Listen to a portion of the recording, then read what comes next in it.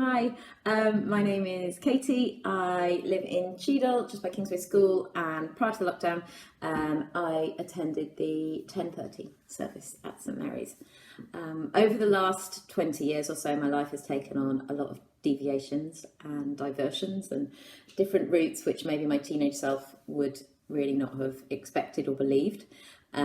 Looking back, I can see that there really has been a plan behind it all. There's been a logical sequence to it, even if it didn't seem like it at the time, and that is really what gives me the ability, that experience to lead, hopefully, a Christ-centered life and to trust Him as my family and I go into a new future. I didn't really take that approach during my 20s. My 20s were very much focused on the things that had been held up to me and which I had internalized as measures of importance and validation and success. So the age-old, degree, qualifications, and job, all that sort of stuff. And really, it was when I was 29 that I was sort of hit sideways by a diagnosis, as some of you know, of a very rare cancer. Which really meant that for 6-9 months the world had to just stop still. And up until that point, I had it made. I'd been in control and I'd organised everything and got my life looking the way I wanted it to. But really, during that time, everything stopped. Work stopped. Life stopped. Everything, and it really showed me that we're not in control. Things can change in the matter of minutes, and learning through that process of just being able to give it all over. Just to say, I can't carry this anymore. Take it, Lord, have it. Was actually such a relief. I remember it. It was such a freeing moment, not just in respect of the illness, but also in respect of just sort of the life in general. Because I think there's this age-old image, isn't there, of a hamster wheel, and you're constantly on it. And I heard a sermon on it a couple of weeks ago that really hit home in terms of there's obviously you're running, you can't get off, but also you're running up. You're constantly running upwards. You're constantly having to do better and better. And also often the only way to disrupt it is a very intense event. The hamster has to actually jump out of the wheel. And that's what I think this cancer was. It was God really saying to me that stop trying to control it. You can't.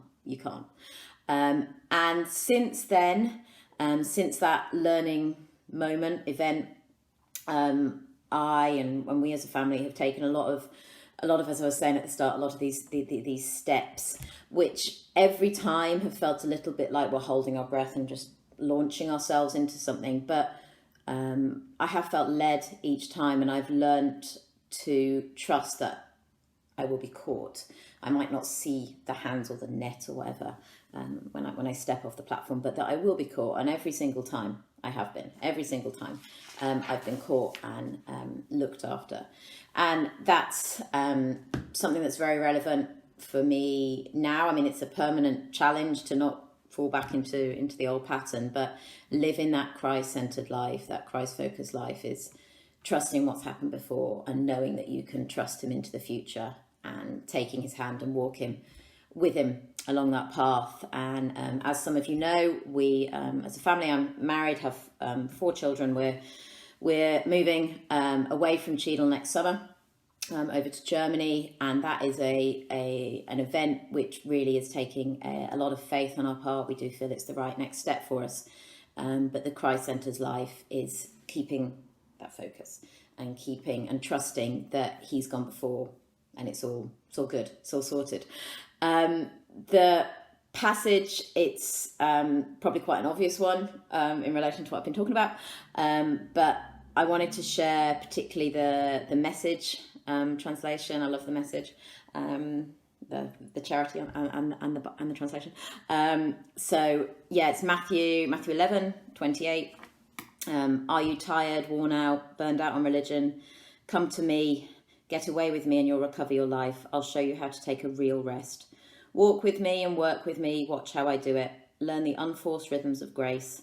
I won't lay anything heavy or ill-fitting on you. Keep company with me and you'll learn to live freely and lightly.